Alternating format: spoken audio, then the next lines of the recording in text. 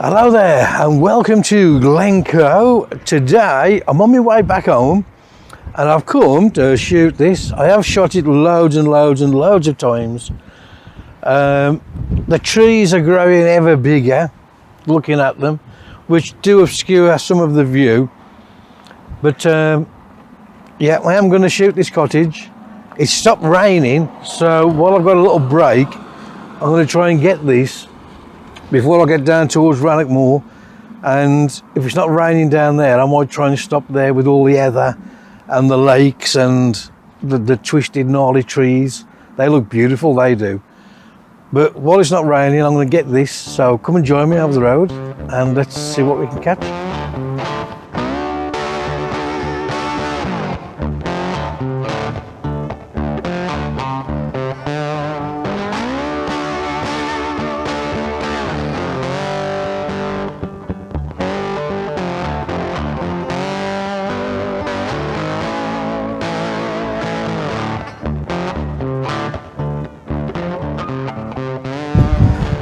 So we have got an absolutely amazing sky. It's a shame I can't get the drone up, but I do think it is too windy for that. I may try it, but I think I'll be wasting my time, to be honest. I don't think it's going to be anywhere near steady enough to get any images of this and footage. There's some beautiful light on the buckle. I'm just going to take that quick shot. It looks amazing. Let me just try and show you with this. On the edge of the buckle there, it's lit up. It looks beautiful, that does. In fact, I'm going to get it again. So there are big breaks in the cloud, and I'm hoping to get some light on the cottage in a second, as well as the buckle. And, oh mate, you're right. Yeah, it could be pretty nice. The buckle's looking fantastic. I'm going to grab that.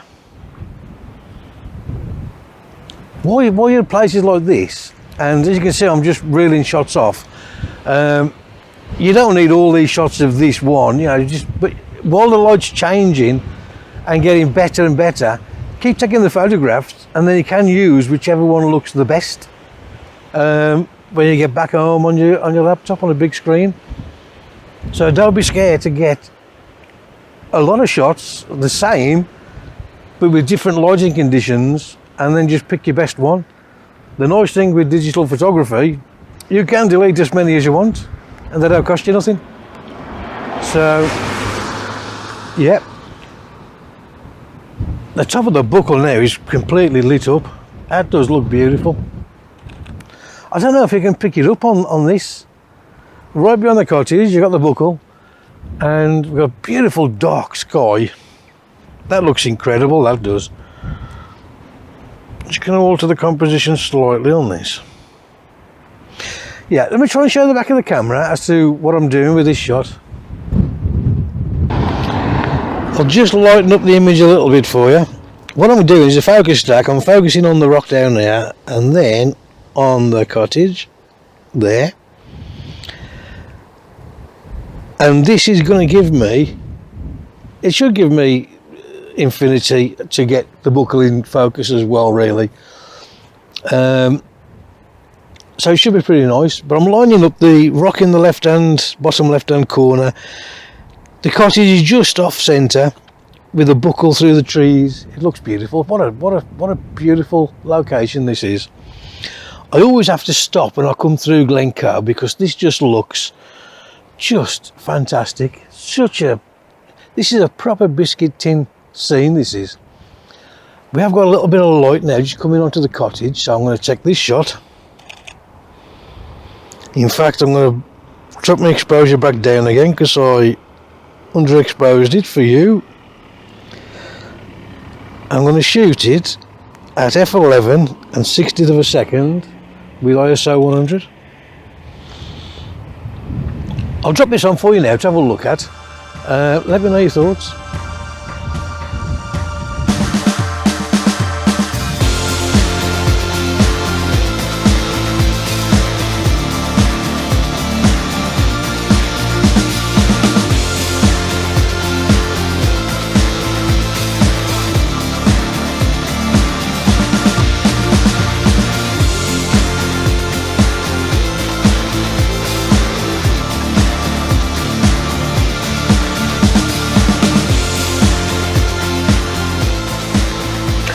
So what did you think of that shot?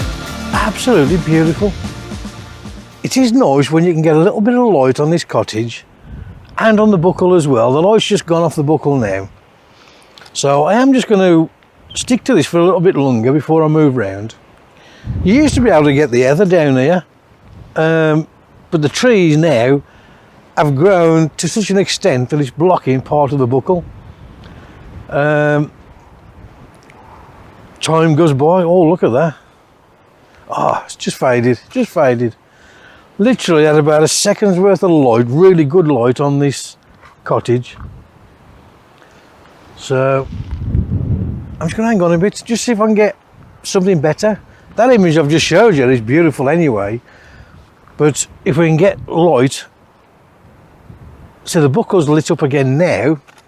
Let's try and show you. I tend to just, shots like these, I tend to just get one shot of the rock down here, and then I'll focus on the cottage, towards the back of the cottage if I can, and that gives you infinity on the buckle as well. You can focus on the buckle if you want as well, just to get mega sharpness. But I do tend to just wait and just roll images off of the cottage lit up and then maybe the buckle lit up, because you can just merge them together just to make your image pop that little bit more. And so the cottage just lit up so pretty, just had a little bit of sun.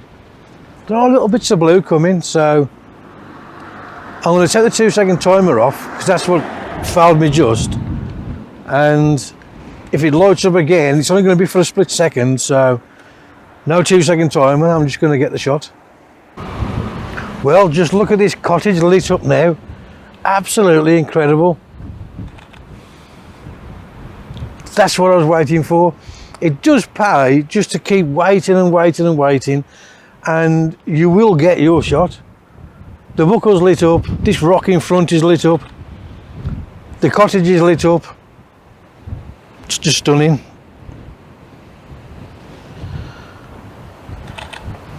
For all the rocks lit, I'm going to get another one of the rocks. I've got the detail in that lit up. And just like that, the light goes. It is a waiting game, but so nice. Landscape photography, you need to be patient and you need to wait.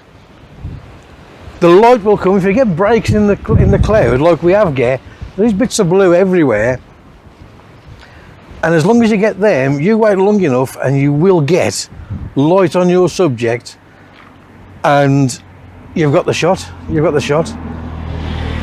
I'll put another shot of this on later with the cottage lit up like it was just for you to have a look at.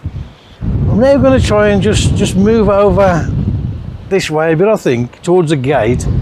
There's a clump of heather. It's blowing a gale here, so I don't think I'm going to get the heather still. If you look at the tree is blowing so much, it's just mad. Ah. I like that little bit of light on the buckle there, actually, just the top of it lit. I'm loving this. I hope I can get some decent conditions down at Rannoch Moor. You got some beautiful gnarly trees with the locks. If you get a calm day, the reflections are just stunning. That's a die for. But don't know, there's big heavy rain showers everywhere, and I've just literally stopped here just to give Rosie a quick run, because we're on our way home now to empty herself, and have a quick cup of tea, and hopefully catch some of this light, this beautiful light, which we're getting again. It's stunning. Absolutely just beautiful. If you come through Glencoe, just turn off at the ski resort and drive up the lane there towards the ski resort, and this cottage is there. You can literally park. Let me just turn you around. You can see a van there. My car is there. So it's another one of these that you're shooting straight from the car park, from where you park your car, from a lay-by. Which is why, you know, when thinking of doing this book, my daughter's going to write it, I'm going to take the photos, and we should have it next year. But there are so many places you can get to like this. So even if you have disabilities, or you're old, or you're lazy, there are tons of places to get epic photographs right from your car window. So yeah, I'm going to try and move anyway, and let's see what I can get just over here a bit. Well, I've just shot as a 16:9, and I've now turned the camera vertical for a 4:3, the same shot low down. We've got the grasses, and again I'm just waiting for this little bit of light. Just got some beautiful light on the 16:9. That does look stunning. So hopefully get a 4:3, and I might actually convert this to black and white as well. If I can get this cottage to light up again, I'll definitely flip it to a black and white. The light's changing so quick, I haven't got time to keep messing with settings in the camera to switch over to monochrome, so I'll just do it in Photoshop. I keep looking up at the sky. Look at this, little breaks appearing every few minutes. So if I can just turn you around a little bit, I'll try and show. Actually, I'll just turn the gimbal around a minute, I think. Let me show you roughly the camera in relation to the cottage and the buckle. So as you can see, I've got the camera quite low now. We are set up as a vertical,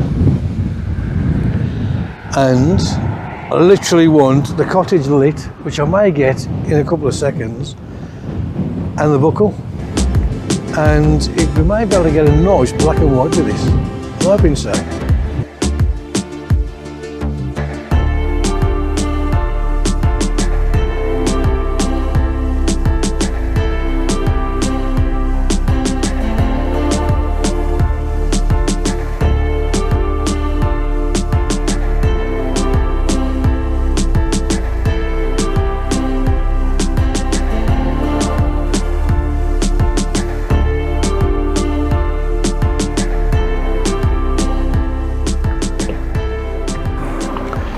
Well, that's me done now.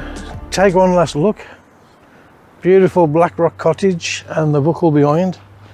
It does look absolutely tremendous. The light has been flicking and changing. I've been here for probably an hour and a half. My wife's probably going mad in the car. People are just parking anywhere now. But it is such a stunning spot. We've got some beautiful blue skies. The last one I've just took 4:3. We've got some beautiful blue skies. I don't know if you can see it in with this behind. It does look great. So I've got a polarizing filter on as well, so that should really accentuate the sky. But I would say be patient and let the light come to you. If you're getting breaks in cloud, fantastic. I'm going to head off now down to Isle of Mull. Check out all the links below in the description. Drop me a comment on these images. Tell me which one you think is best. The 16:9, the 4:3, or the 3:2. As I say, I have photographed this loads, and I can't resist stopping every time I come here. It is just amazing. You can get different shots because the lighting's always different as well. But yeah, subscribe. We can do it all again next week. Your support really is appreciated.